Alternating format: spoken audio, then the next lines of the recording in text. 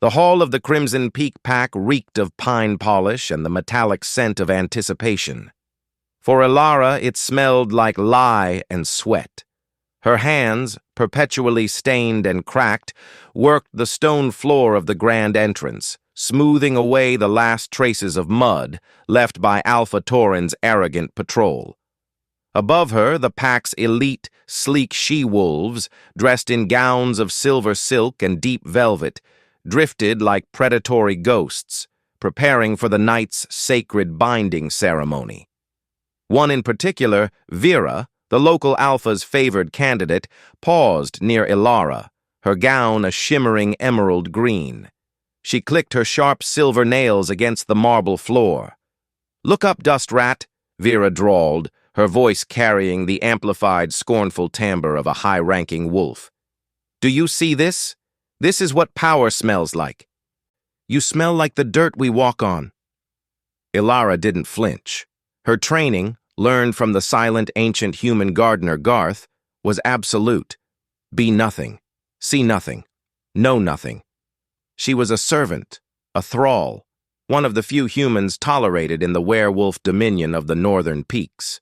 She bowed her head lower, letting her dark, matted hair hide the faint, unearthly glow that sometimes sparked in her deep brown eyes. "Yes, my lady," Elara murmured, her voice a rough whisper. Vera laughed, a brittle, sharp sound. "Tonight, Torin binds the moon's strength to the land. We become unbreakable.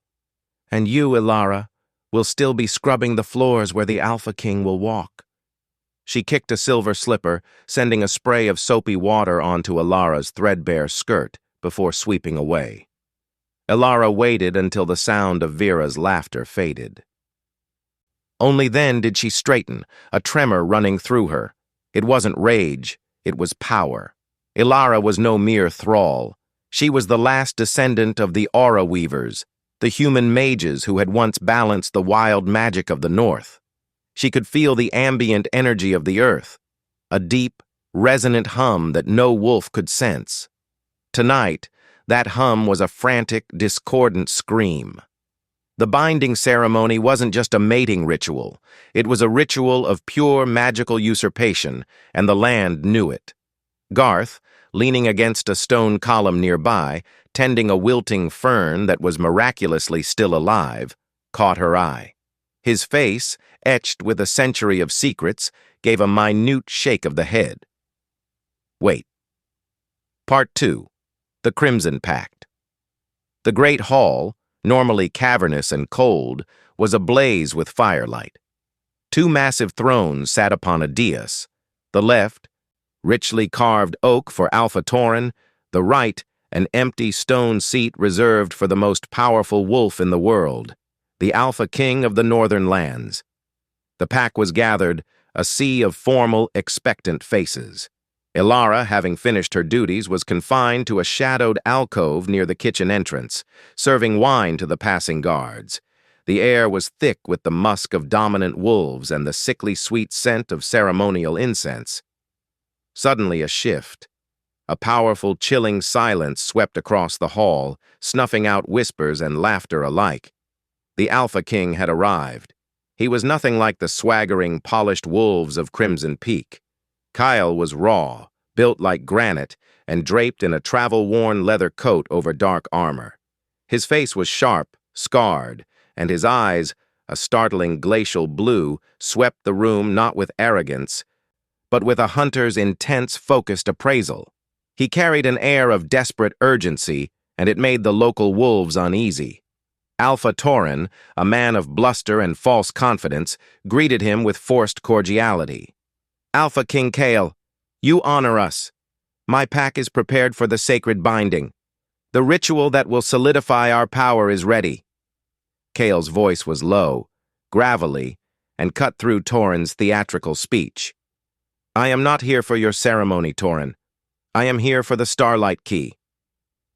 The name of the ancient artifact, a mythical power source believed to be lost, sent a tremor through the hall.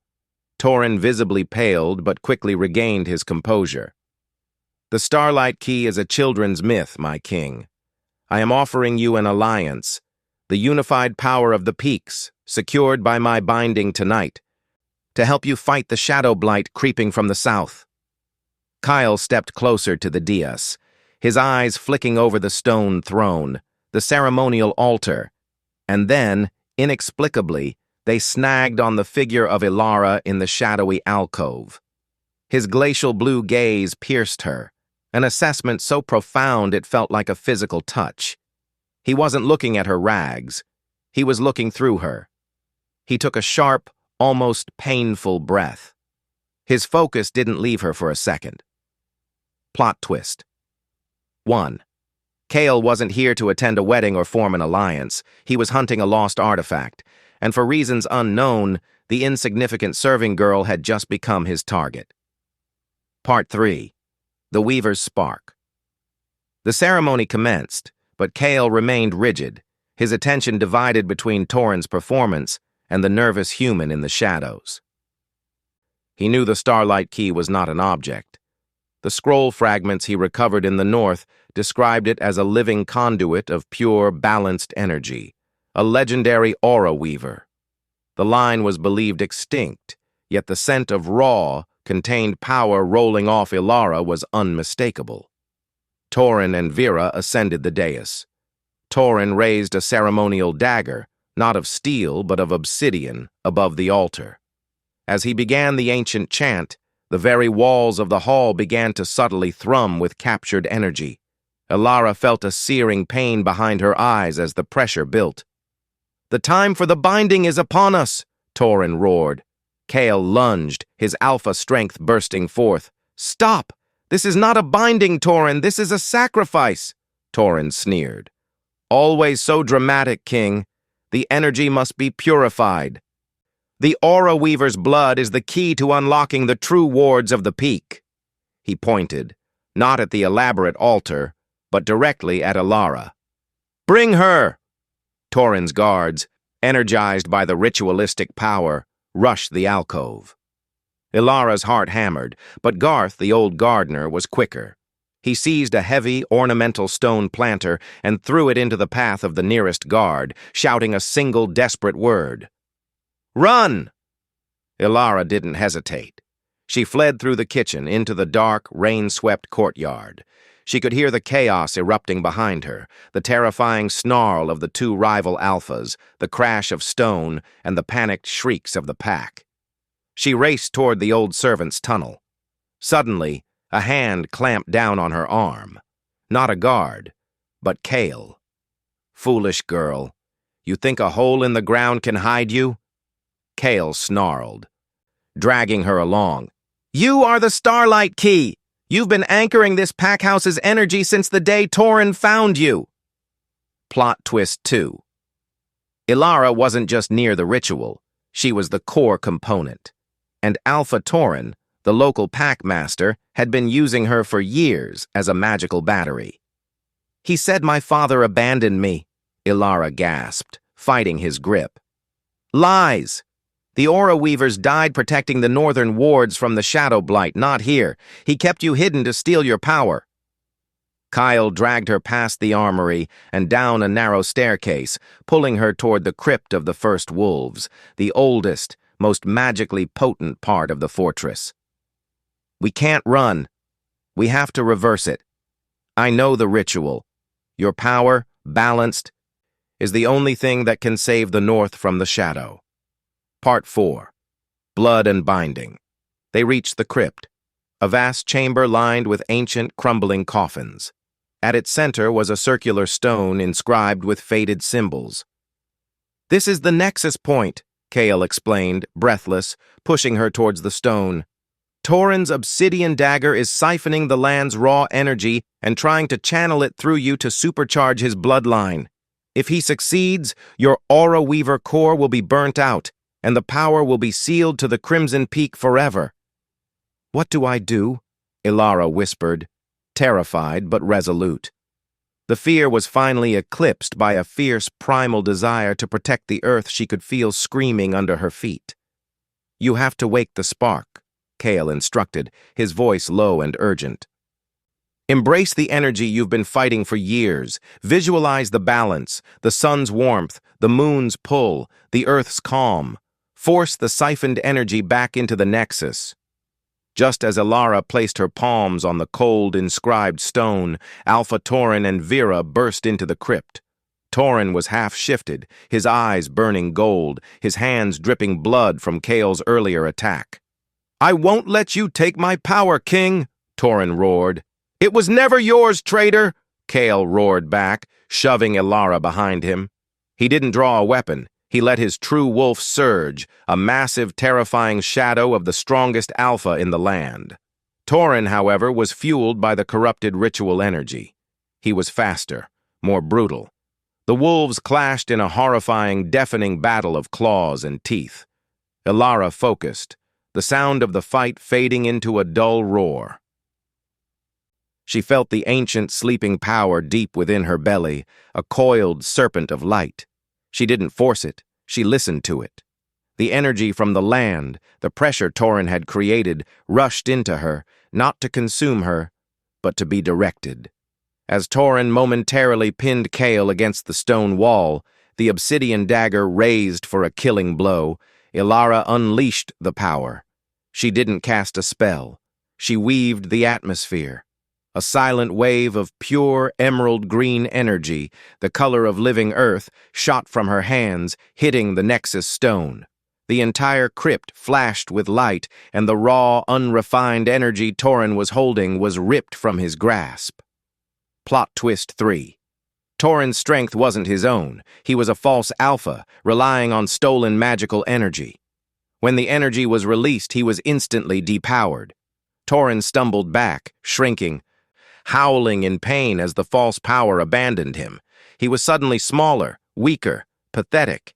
Vera shrieked, realizing her mistake, and fled the crypt.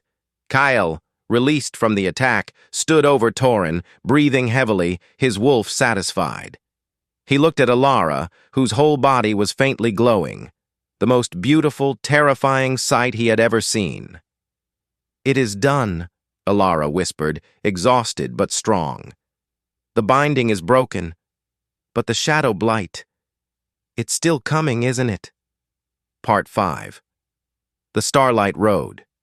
The fight was over, but the war was not. Torin and his remaining loyalists were quickly subdued by the returning guards, who now pledged allegiance to Kael, the true Alpha King. The pack, liberated from Torin's oppressive rule, looked to Kael for leadership. Kael, however, looked only to Elara. They stood at dawn on the highest peak of the fortress, watching the first light strike the snow-capped mountains. The air was clean. The magical hum of the land was finally in tune. "You saved the pack, Elara," Kael said, his voice heavy. "They will name you a Queen of the Peaks. They will build a new throne." Elara looked down at her hands, no longer red with lie, but shimmering with a residual gentle light. "They don't need a queen, Kael. They need a true alpha, and you are that man. I am the Aura Weaver. My destiny is not to rule a single pack." She turned, meeting his gaze, the terror gone, replaced by a calm, fierce determination. "The shadow blight is what took my parents from the north," she explained. "Torin's lies kept me captive, but they also kept me safe until my power was ready. The Starlight Key is not meant to seal power. It is meant to unite it." Kael understood immediately.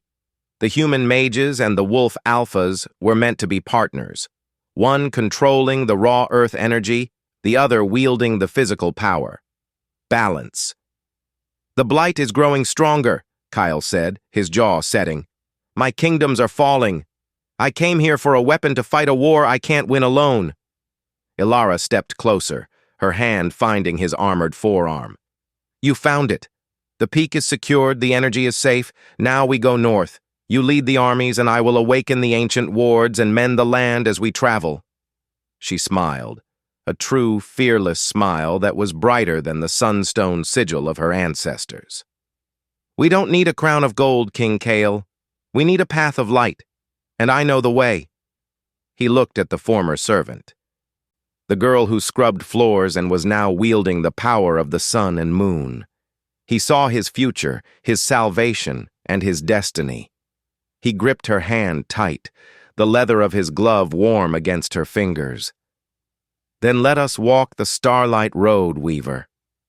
Together, the warrior and the mage, the Alpha King and the former thrall, they turned their backs on the ceremonial hall, trading the political intrigue of the pack house for the desperate, challenging hope of the open road, ready to face the darkness that waited beyond the northern horizon. Part 6. The Scars of Crimson Peak and the Silent Guard. The Crimson Peak fortress awoke to a new, unsettling quiet. The whispers were gone, replaced by the heavy silence of a pack realizing they'd served a hollow tyrant. Alpha Torin, stripped of his stolen aura and locked in the deepest dungeon, was a warning, a pathetic, broken thing that had dared to tamper with the ancient laws of power. Kael moved with the practiced efficiency of a monarch who preferred action to politicking. He delegated the peak's stewardship to a pragmatic, battle-hardened beta named Dax, who had long mistrusted Torin. But Kael's wolf was restless. Its attention constantly pulled toward Elara, who was now being fitted with simple, sturdy leather travel clothes in the armory, supervised by Garth. Garth, no longer the shuffling gardener, was transformed. His eyes, the same ancient brown as Elara's, were sharp, and he wore a traveling cloak woven with protective sigils. He was Elara's true guard, revealed at last. "I knew," Garth said simply, his voice cracking after years of disuse as he folded a wool tunic. "I was a scout for the Weavers. Your parents, the last true Alpha and Luna of their line, knew the blight was coming. They sealed your power and sent you here, under Torin's nose, betting he would be too greedy to realize what he held. They sacrificed everything to buy the world time." Elara tied the laces of her new boots, boots that felt impossibly light compared to the heavy leather thrall boots. "And Kael? How did he know what the Starlight Key was?" "Kael's line, the King's line, has always carried the old knowledge, the true scrolls," Garth explained, glancing nervously toward the armory door. "They were meant to protect the Weavers, to be the shield while we were the anchor. But Torin twisted the lore and scattered the scrolls." Kael entered, his presence immediately filling the small room with a raw, undeniable dominance. He carried a heavy, fur-lined pack for Elara. "We leave at noon," Kael stated, not as a command, but a fact. He avoided Elara's gaze, looking at Garth instead. "I'm giving you a map of the ancient ley lines. You will guide her. The moment we cross the Whisper Pass, the blight will sense her unsealed power." Elara walked up to him, her new confidence a fragile shield. "Your wolf recognized me in the hall, Kael. It's more than just a political alliance, isn't it? What is the real bond between an Alpha King and an Aura Weaver?" Kael sighed, running a hand over the short, rough hairs on his head. His eyes, when they finally met hers, were troubled. "The scrolls I read only spoke of partnership. They didn't detail the pull. But my wolf calls you the balance. The ancient pact meant the Alpha and the Weaver were rarely separate. We are stronger together, Elara. But stronger means more visible. And Torin's candidate, Vera, she is gone. She knows you are the key, and she carries a grudge as sharp as any wolf's claw. She will not stop hunting you." Garth stepped forward. "She will run to the Alpha King's capital, to his second-in-command. Rian is Kael's beta, but he is hungry. He will see Kael's sudden departure with a human as a weakness." Kael's jaw tightened. "Rian is loyal, but he is a politician. I have sent him word that I am on urgent mission to seal the North, and he is to hold the capital. Let him try to stir trouble. He's not as foolish as Torin." The final moments at the peak were tense. They descended the mountain with only Garth and Kael's two most trusted warriors, Finn and Jorah, a brother and sister duo who rode silent and watchful. As they rode out of the fortress gates, Elara looked back. She was leaving behind the ash and the shadows, But she was stepping into a world where her power was no longer just a faint internal spark. It was a beacon calling to both salvation and destruction. Part 7. The Cold Whisper of the Trail. The journey north was relentless, a brutal introduction to the reality of the werewolf world outside the luxury of the Peak Fortress. Kael, a creature of hardened routine and battlefield focus, set a pace that quickly left Elara and Garth exhausted. They traveled through dense pine forests, where the scent of wolf was the dominant feature, past frozen streams and up trails slick with late autumn ice. Elara's body, conditioned by years of scrubbing, was resilient, but her mind was struggling to process the flood of magical information. The land spoke to her constantly, the quiet, steady pulse of healthy earth, the frantic, starving drone of areas where the shadow blight had touched. Her power, the spark Kael had forced her to awaken, was erratic. On the first night, huddled around a tiny, concealed fire, Kael handed her a piece of raw meat. She accepted it, feeling the primal wolf eyes of Finn and Jorah watching her. As she reached to cook it, a jolt of uncontrolled energy surged through her hand, turning the meat to dry, tasteless ash. "You have to control the flow, Weaver," Kael murmured, his voice gentle for the first time since their alliance. "You spent years suppressing it, and now it wants to erupt. Think of it like a wild river that you've only just found the banks to. You can't stop the water, but you can direct it." He led her to a shallow river. The water was near freezing, but the air was still. "Close your eyes. Feel the water's movement. It doesn't fight the bank. It flows with it. Now feel the power in your core. Don't push it out. Imagine a smooth, winding channel from your center, through your arms, and into the earth." Elara tried, her brow furrowed in concentration. She felt the power surge, hot and demanding, a force that wanted to burst out of her fingertips like a fire hose. She struggled, fighting to maintain the delicate mental image. For 2 days, she managed only to crack small stones or prematurely wilt hardy shrubs. On the 3rd day, they reached a cluster of dilapidated human cottages, a village that had once served as a trading post, now silent and dead. The air here was heavy with a cold, oppressive emptiness. This was their first tangible encounter with the shadow blight. The blight wasn't a physical monster. It was a magical sickness that leached the life force out of everything, plants, animals, and magic itself. The well was stagnant, the wood was brittle, and the earth under their boots felt dead. Inside the largest cottage, they found 2 petrified human skeletons, hands clasped, their eyes wide with frozen terror. Elara gagged, the sheer volume of pain and magical starvation in the area hitting her like a physical blow.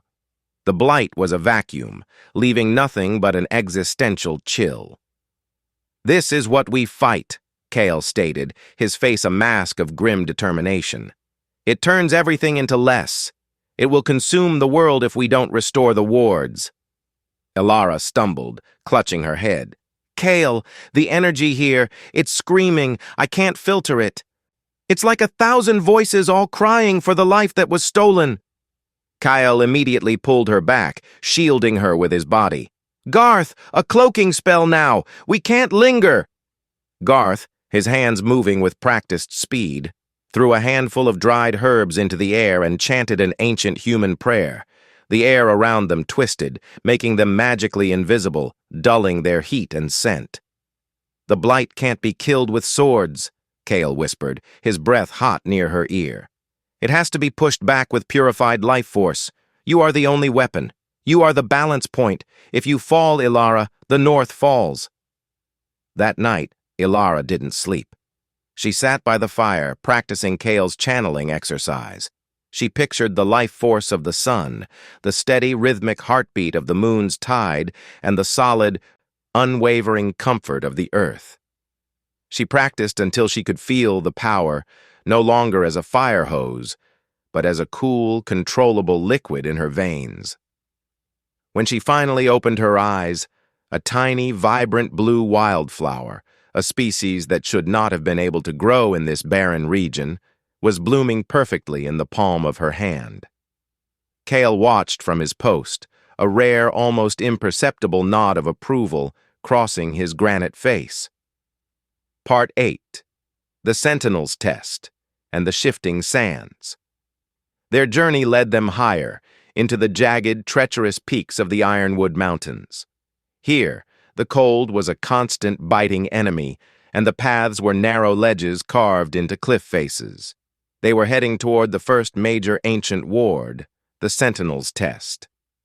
The wards are power beacons, placed by the first weavers to hold back the blight, Garth explained as they ascended a rocky trail. Each one demands a piece of the weaver's power and heart to reawaken. The Sentinel's Test demands purity of intent. They reached a massive tiered stone altar built into a cave mouth, a monumental structure carved with the symbols of the sun, moon, and earth. At its center was a basin of perfectly clear, unfreezing water. "You must project your power into the water and speak the mantra of the weavers," Kael instructed, his eyes scanning the peaks for any sign of trouble.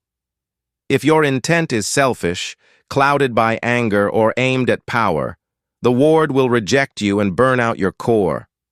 Elara approached the altar, her breath clouding in the cold air. She hesitated, remembering the bitter rage she'd felt scrubbing floors for Vera. The vicious whisper that still lingered in her heart, demanding vengeance against Torin. Just as she reached for the water, Finn, one of Kael's guards, rushed up, his wolf scent screaming alarm. "Alpha King! A rider from the capital! It's Ryan's personal messenger!" The rider, a young, exhausted wolf named Jad, delivered a frantic, mud-stained scroll. Kael unrolled it and read the hurried script, his face growing darker with every line. The message claimed Kael's capital, the Wolf's Hearth, was being threatened by a coalition of rival southern packs, encouraged by the sudden vacuum of Kael's absence. Ryan begged Kael to send his royal seal and authority to launch a preemptive strike, lest the entire kingdom fall into chaos before Kael could return. Kael's internal struggle was immense. His duty, his people, his home, all called to him. But Elara was the only thing standing between the world and the shadow blight. "It smells like a lie," Garth muttered, his hand resting instinctively on Elara's shoulder. "Ryan is too ambitious. He is manipulating the crisis." Kael's eyes were twin chips of glacial ice. "True or not, if I ignore this, Ryan will have the perfect excuse to seize control. He will rally my armies, declare me unfit, and divide the North further, right as the blight advances. I must move. I will send Jorah to deliver a counter-order to Ryan, and they will hold the capital." He looked at Elara. "Weaver, your test must wait. We move quickly. If the blight senses my internal conflict, it will attack." As if on cue, a high-pitched metallic shriek echoed from the cave entrance. A creature materialized. Not a wolf, but a grotesque amalgamation of fur and shadow. A corrupted sentinel beast, its eyes glowing with the hollow purple light of the blight. It had been waiting.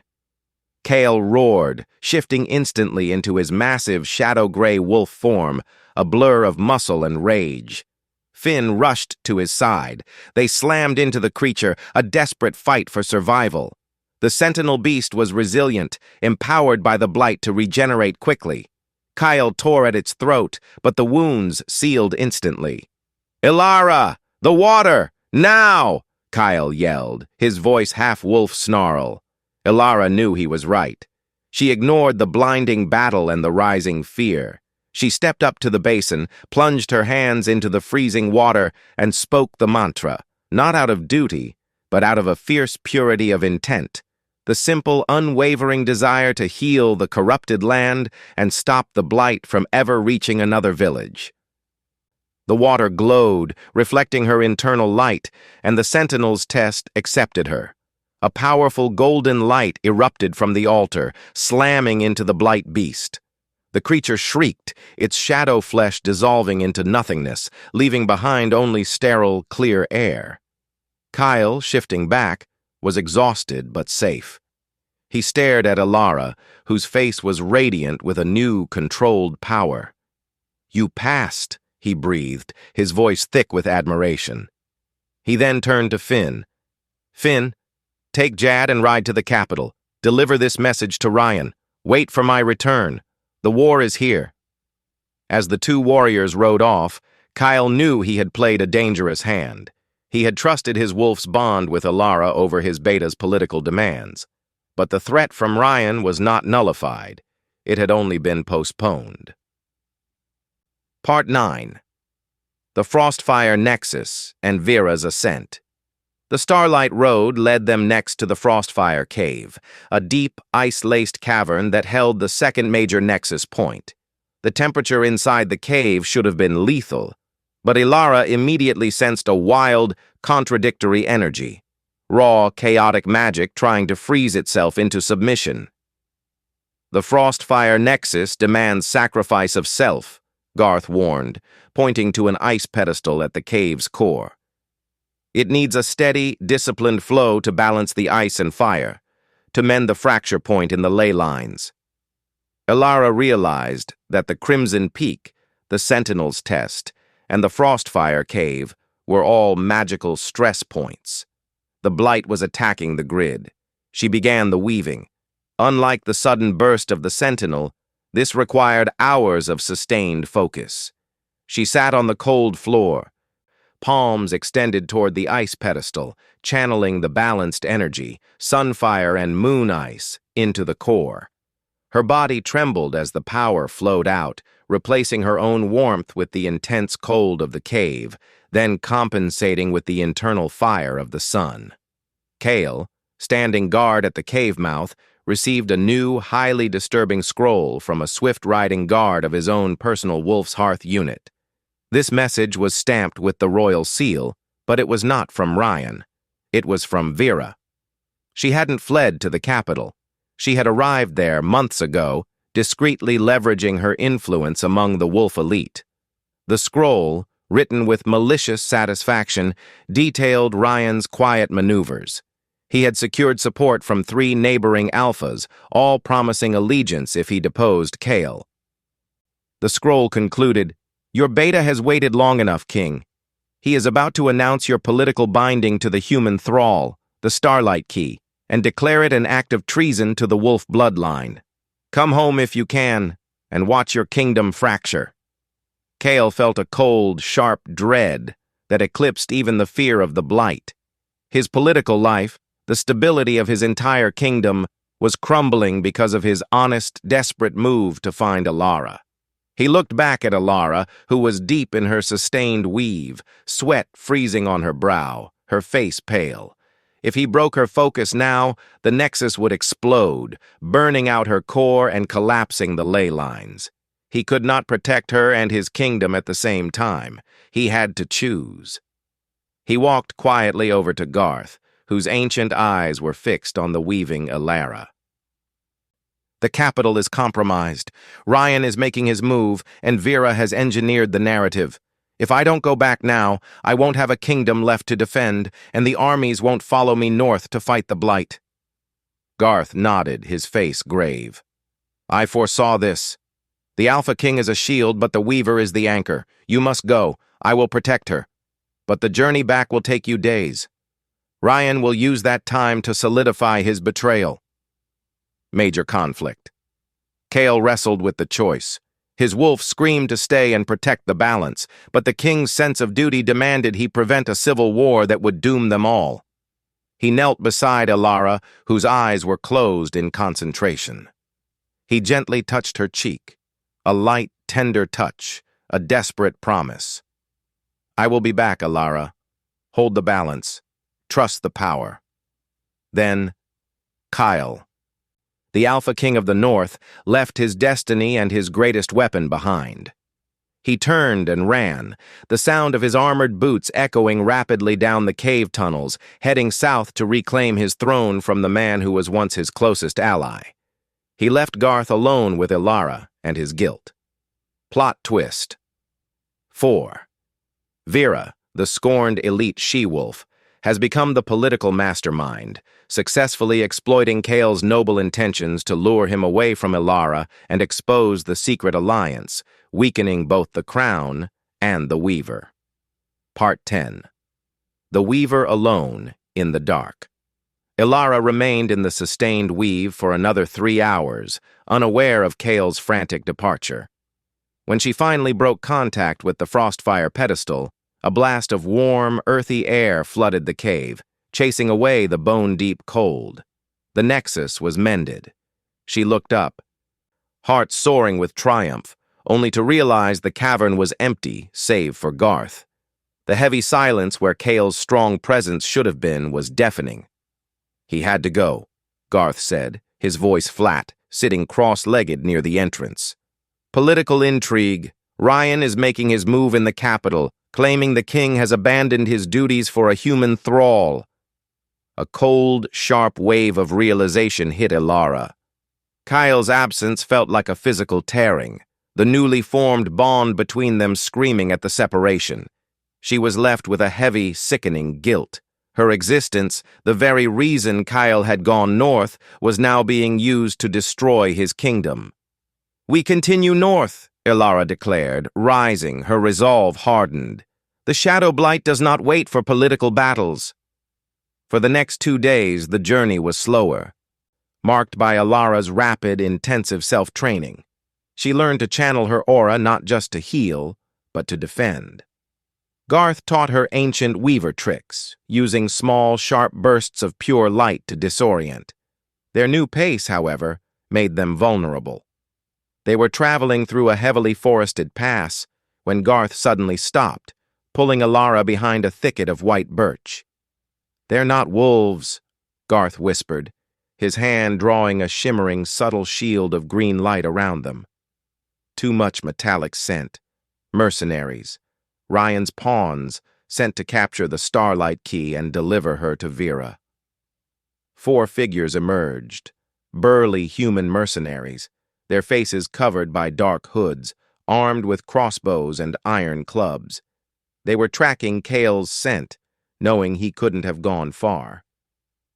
"The king's pet is around here," the leader, a scarred man named Merrick, growled. "Vera wants her alive, delivered to Ryan's camp. No witnesses, especially no old gardeners." The ambush was swift. They charged the thicket. Garth, frail but fast, shoved Elara away and took the brunt of the attack, his small, desperate shield shattering against the heavy iron clubs. He crumpled to the ground, unconscious, blood blooming on the snow. Elara's world narrowed to a pinprick of white-hot fury. The rage she had suppressed for years, the anger for her parents, the humiliation from Torin, and now the sight of her only true protector bleeding, exploded into her weaver core. She didn't weave, she lashed out. A blinding white light erupted from her, not of the gentle earth, but of the raw, untamed solar fire. It was uncontrolled, terrifying, and effective. The force slammed into the 4 mercenaries, burning their clothes and skin, sending them screaming and scrambling back into the woods, their eyes temporarily blinded. Elara rushed to Garth, kneeling in the snow. His pulse was weak, his breathing shallow. She felt the frantic, magical hum of his body, the spirit clinging desperately to life. She laid her hands on his chest and closed her eyes. This was not the measured channeling Kael taught her. This was a direct, desperate transfer of life force. She pulled the ambient, healthy energy from the snow, the trees, and the earth, filtering it through her core, and gently pushed it into Garth's broken body. It was draining, a colossal sacrifice that left her dizzy and shivering, but the life force stabilized. When Garth finally stirred, groaning, Elara knew she couldn't continue north. She had to take the fight to the enemy. She had to save Kael from the trap she had unknowingly helped set. "Garth," she said, her voice trembling with cold and exhaustion, "we're turning south. We're going to the capital." Plot twist 5. Elara's power, when fueled by pure emotional turmoil, is far more destructive and volatile than Kael realized. she learns that the greatest threat to her success might be her own untamed power. Part 11. The King's Trap and the Weaver's Return. Kael rode hard for 2 days, pushing himself and his dire wolf form to their absolute limits. The political betrayal was a deeper, more corrosive wound than any blight creature could inflict. He arrived at the outskirts of his ancestral stronghold, the Wolf's Hearth, under the cover of a freezing sleet storm. He saw the evidence of Ryan's treachery immediately. The royal standard was lowered, and the walls were patrolled by wolves bearing the crest of the rival southern packs. Ryan had not just betrayed him, he had sold the kingdom to its enemies. Kael burst into the great hall, shifting back to human form with a snarl that shook the stone pillars. Ryan, standing on the dais next to a smirking Vera, looked utterly triumphant. "Traitor!" Kael roared, drawing his massive twin-bladed sword. "A necessary transition, Kael," Ryan replied calmly, placing his hand on the arm of Kael's empty throne. "You abandoned your people for a human thrall, violating the very laws that govern us. The Northern Alphas have recognized my claim to the throne. You are deposed." Vera stepped forward, her eyes glittering with predatory malice. "The human girl, the Starlight Key, was Torin's property. You stole her, Kael. And now, Ryan will secure her power for the rightful ruler of the North." The hall filled with Ryan's newly allied guards. Kael was a phenomenal warrior, but he was outnumbered 10-1, exhausted from his frantic journey, and weakened by the emotional conflict. He fought like a cornered beast, his sword cutting deep, his strength fueled by righteous fury. But Ryan and Vera had anticipated his moves. As Kael lunged for Ryan, Vera whispered an incantation, a dark magic stolen from Torin's old lore, and a subtle shadow net, woven from the Blight's corrupted energy, snapped around Kael, draining his strength. He stumbled, his wolf cry muffled, dropping his sword. Ryan raised a ceremonial blade, a gold-hilted heirloom, over Kael's downed body. "Any last words, former king?" Before the blade could fall, the heavy main doors of the hall burst inward. Standing framed in the entryway, cloaked and defiant, was Elara, with Garth steadying her at her side. "Stop!" Elara's voice, now imbued with the true resonance of the Aura Weaver, cracked like thunder, silencing the entire hall. Ryan laughed. "The thrall walks right into the cage. Perfect." Elara ignored him. Her eyes, usually soft and brown, were now pulsing with a steady, fierce golden light. She saw the corrupted shadow net tightening around Kael, saw the false power protecting Ryan and Vera, and she understood. She took a deep breath, reaching for the entirety of her being. She didn't just weave the ambient energy this time. She reached for the deepest, most potent well of power inside her, the full weave. A brilliant, blinding flash of white gold light shot from her, not targeted at anyone but encompassing the entire hall. The pure, balanced energy of the full weave was anathema to the corrupted power. The shadow net around Kael instantly dissolved, freeing him. The false power Vera used shattered, leaving her screaming in pain as her stolen strength evaporated. Ryan and his allies, shielded only by their arrogance, were slammed back by the sheer, unadulterated force of the light, pinned against the stone walls, stunned and temporarily depowered. Elara stood over Kael, her hands trembling, her light fading back to a gentle internal glow. She helped him to his feet. "You were right, Kael," she whispered, exhausted. "The Blight doesn't need to attack with monsters. It attacks with fear and division. The political battle is the magical battle." Kael looked at her, at the human girl who had just shattered a coalition of alphas with pure, untainted magic. His wolf was not merely satisfied. It was subdued by awe and absolute respect. "My kingdom is yours to command, Weaver," Kael stated, standing tall beside her, addressing the stunned hall. "She is the true Starlight Key, and the only power that can save us. Any who defy her, defy me. Any who challenge our alliance, welcome the Shadow Blight into their homes. Ryan, regaining his senses, tried to snarl, but Kael's alpha roar, backed by Elara's magical presence, crushed his will. He was nothing without his stolen leverage.